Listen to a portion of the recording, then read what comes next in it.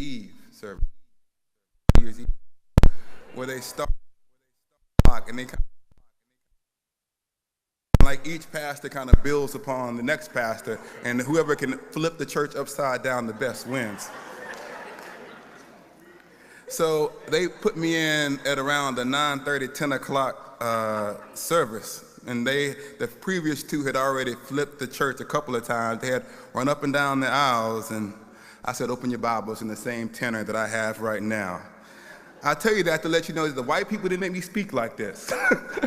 I've been preaching at this cadence since I was 18 years old. Maybe it's why I ended up in the academy, because they said, you taught really well, brother. You didn't preach. Secondly, and this is also free too, a little bit more seriously. When I was, the song that we just played, Holy Spirit, You're Welcome Here, that song took on a particular meaning for me, because when I was in my PhD program in Scotland, and I was far from home, and I was far from everything that I knew, and I was struggling mightily. And there was a real chance that I was going to flunk out of school. There's a thing that you have to pass in order to stay on and be a candidate. And I had actually failed the first attempt, and you only get two. And my paper was due right around the time that my wife was due to give birth to one of our children. And I remember I would go on the runs late at night, because I couldn't even get back home till 9:30, 10 o'clock, and it'd be dark and cold in Scotland. And I would listen to that song over and over and over and over again, and I would preach the gospel to myself. And I used to say to myself, your story does not end here. That God brought you all the way to Scotland, got you into the PhD program, and you failed. But one day you're going to succeed, and when you do, it'll be your testimony.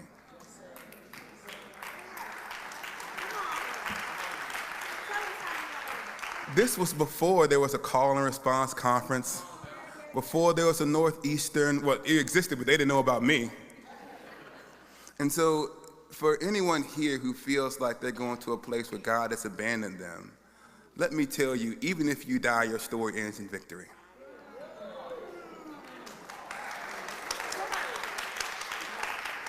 That was free. Now to my prepared remarks. I wanted to organize. They said, you got 10 minutes. I said, okay.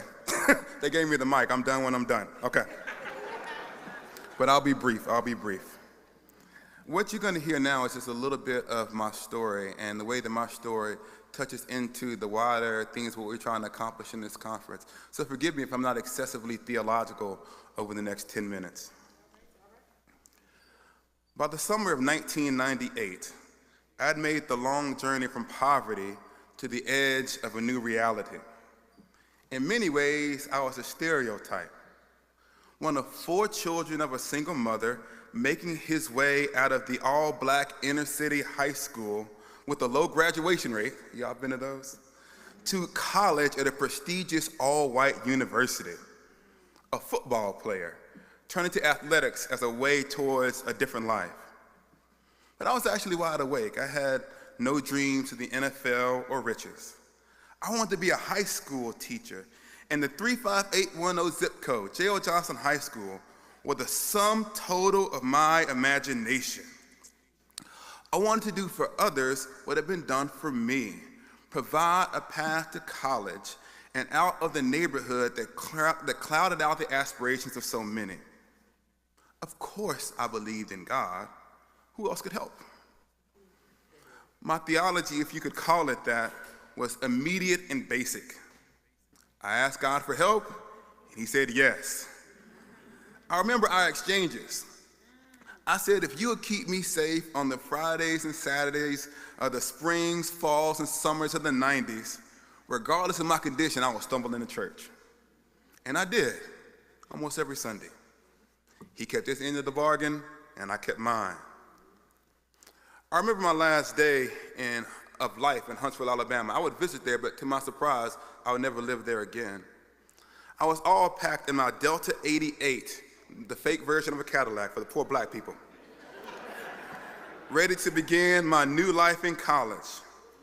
I was sitting in my living room eating Fruit Loops or some off-brand equivalent when I saw the news. and a fellow classmate of mine had been murdered the night before. We had not been terribly close, but we knew each other. We kind of shared the head nod when we were kind of across the room and we couldn't get to one another, and when we saw each other, we gave each other a dap. We actually had seen each other recently at the Black Arts Festival that happened every summer, and we had gotten into a conversation, and he told me that he was going to Tennessee State right up the road from where I was going to college in Tennessee, a place called Swanee. And we talked about getting ready to connect once we got there. You know, you'd be an hour and a half away, maybe I can come and see him, he'd come and see me. And we actually spoke a little bit further, and we were supposed to be departing for college on the same day. But he was now dead. Another black future lost to mindless violence. And I realized, like I hadn't before, that I was not going to college for me, but for every black boy and girl that never got the chance. So as his family cried, my family helped me finish the work of packing. And a few hours later, I arrived at the University of the South, more popularly known as Swanee. I'd gone from a school and church that were 99% black to a world that was 99% white. The monsters there were different. I found myself doubted and dismissed. There had been some debate, rightly so probably, surrounding my acceptance to that great university due to my less than stellar transcript. Were there legacy students there with an equally problematic past? Yes, there were.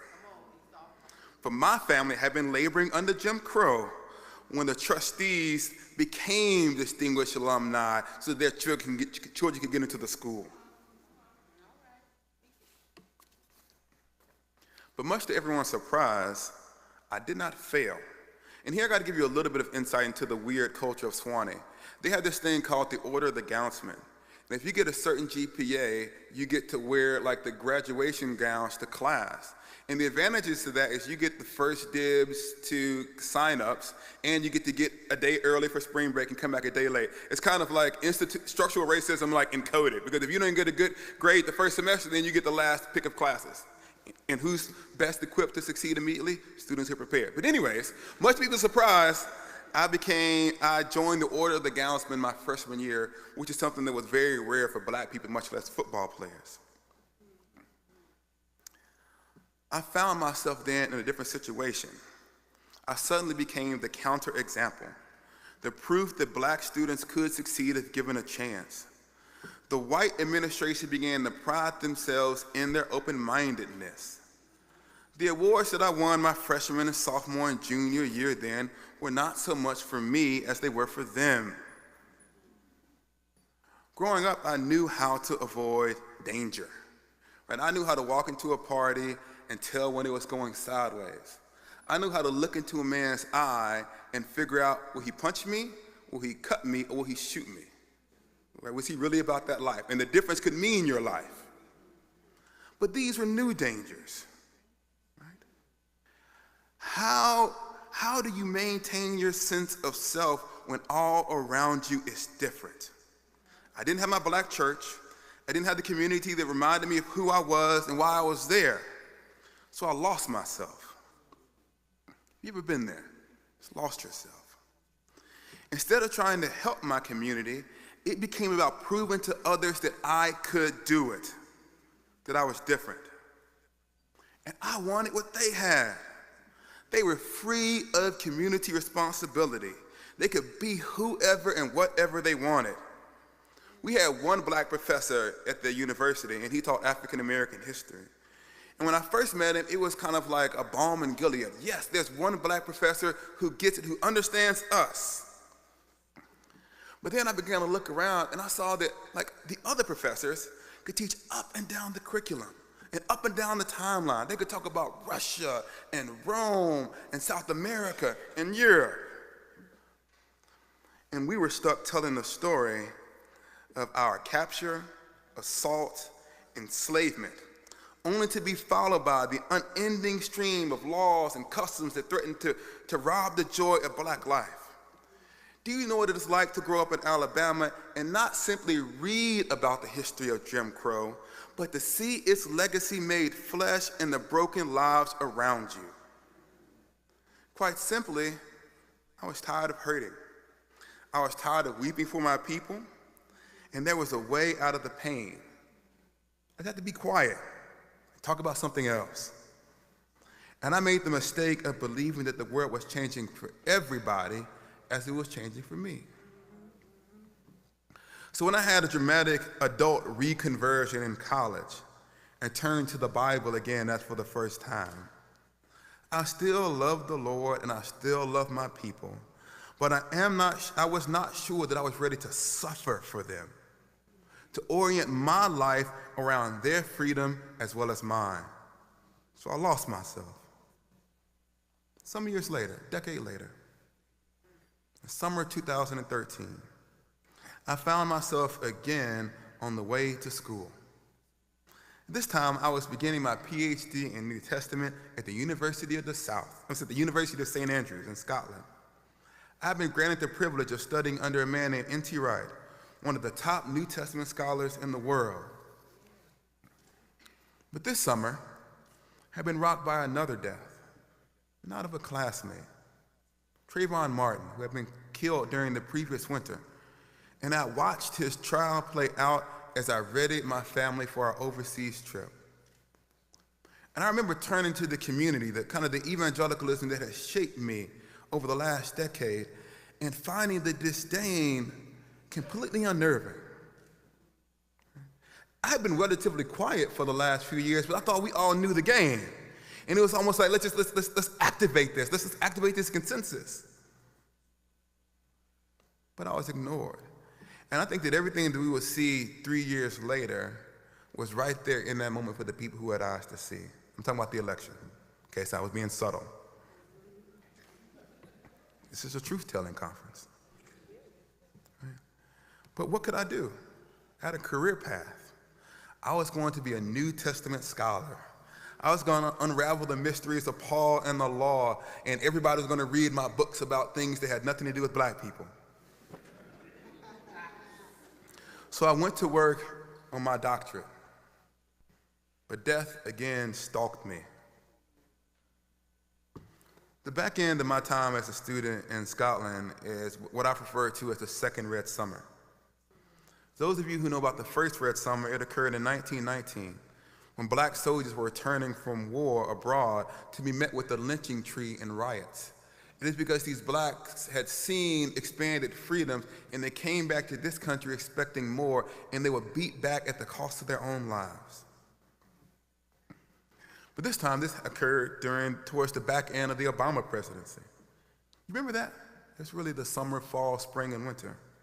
But it seems as if every day there was another video of black boys and girls being mistreated at the hands of the police. Do you remember McKinney, Texas? But apart from the global reality, there was the more immediate tales that filtered back to me of the disintegration of my neighborhood. So what do? My research was a million miles away from the questions my neighborhood was asking. Then I remembered a parable. I told you there's some Bible coming in. I'm almost done. It's in the Gospel of Luke. Suppose one of you wants to build a tower. Won't you first sit down and estimate the cost to see if you have the money to complete it? For if you lay the foundation and are not able to finish it, everyone who sees it will ridicule you, saying, "This person began to build and wasn't able to finish." Or suppose the king is about to go to war against another king. Won't he first sit down and consider whether he is able with 10,000 men to oppose someone coming against him with 20,000? If he is not, he will send the delegation away while the other is still a long way off and ask for terms of peace. In the same way, if you do not give up everything, you cannot be my disciples. In the context, Jesus is making it clear that if we want to be his disciple, we must clearly count the cost of discipleship and be willing to pay it. What does it mean then to be a disciple in a culture that oppresses my people? What does it mean to follow Jesus as he makes his feast right in the middle of a suffering populace? It means we have to go back. There's a story of the martyrdom of Peter. It's not true, but I like it, so I'm going to tell it. It says that Peter is fleeing Rome. You guys heard this one? This you have to be Anglican to know this one, or Catholic. This is free. You can use it in your sermon on Sunday. It says that Peter is fleeing Rome because it would mean his certain death. And as he's fleeing Rome, he sees Jesus heading back into the city. And he asked him, "Where are you going? Quo vadis?" And Jesus says, "I'm going to Rome to be crucified again." And Peter returns to this city and suffers for his people. Do you get it? It's not that deep, my point. We have to go back, no matter the cost. It became clear to me that my scholarship had to change, even if it cost me the respect and admiration of my peers. I decided that I wasn't going to spend my life arguing with long-dead Germans. It's true if you don't clap. That's the theme of this conference. I was going to spend my life doing two things: pleading publicly with my brothers and sisters to be reconciled to God, because our problems are deeper than white oppression. There is a Savior who needs us, who we need. Right. Secondly, I was going to do my best to answer the questions that my people had about the Bible, about the question that came from the community that raised me. So I don't know what you do. You might be a lawyer, a doctor, a teacher, an entrepreneur, a coach. But whatever gifts you have, the community needs them. And they need to know that they have sufficient worth that you're willing to spend your life ministering to them. Your giving of your gifts to that community is a statement about their imago Dei. This is deeper than a tweet or a hashtag. So I haven't hashtags anybody about a death in about a year and a half. Every time someone was murdered, I planned more of the conference. I said, we'll build. So it's deeper than a tweet or a comment. This is a clear-minded assessment of the cost and saying that our people's life is worth it, even if they themselves do not know. I'm talking about following Jesus back to Rome, because it might mean that we testify more to the goodness of God in our death, metaphorical and literal, than we do with our lives. My goal then is that wherever there's suffering, and I'm closing with this, wherever there's suffering in this country, that the church is focused on that like a laser. When they look at people suffering, the next thing they'll say is, "Here comes everybody," and that everybody is the united gifts of the church, transforming the broken lives that surround us. Amen.